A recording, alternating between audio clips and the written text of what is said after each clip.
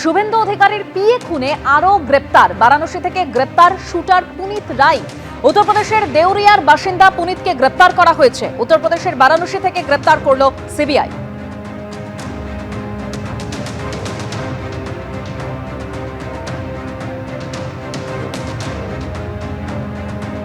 একদিকে তোলাবাজির অভিযোগে হাবড়ার তৃণমূলের শ্রমিক নেতা গ্রেপ্তার, অন্যদিকে চাকরি দেওয়ার নামে টাকা নেওয়ার অভিযোগে গ্রেপ্তার তৃণমূল নেতা। পূর্বস্থলীতে গ্রেপ্তার পঞ্চায়েতের জনস্বাস্থ্য কর্মাধ্যক্ষ অমল হালদার।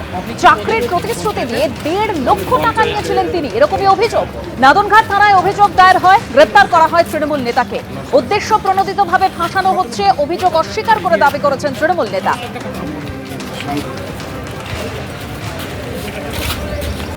তোলাবাজির অভিযোগ একের পর এক তৃণমূলের নেতা গ্রেপ্তার হচ্ছে। এবার হাবড়ায় তৃণমূলের শ্রমিক নেতাকে গ্রেপ্তার করা হয়েছে।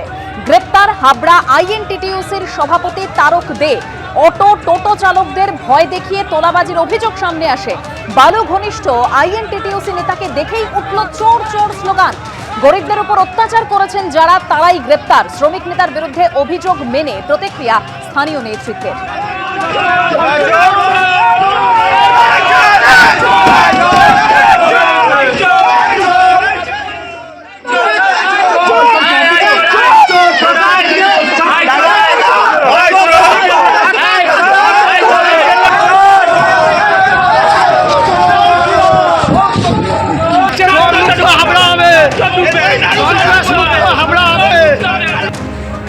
ক্ষমতা থেকে পতন হয়েছে, কিন্তু তারপরেও যুব তৃণমূল নেতাদের তাণ্ডব।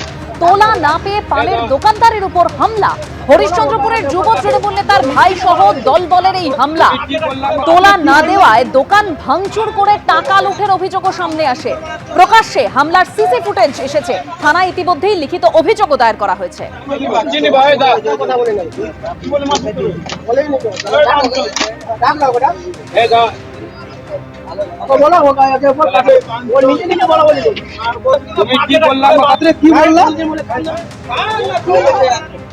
জয় কামদার, শান্তনু সিনহা বিশ্বাসের পর এবার জালে সোনা পাপ্পু। 28 মে পর্যন্ত সোনা পাপ্পুর ইডি হেফাজতের নির্দেশ দেওয়া হয়েছে।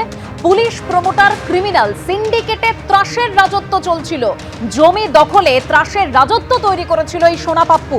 ভয় দেখিয়ে 7 কোটির সম্পত্তিও কেনা হয়েছিল 1 কোটিতে। সোনা পাপ্পুকে গ্রেপ্তারে দাবি ইডির।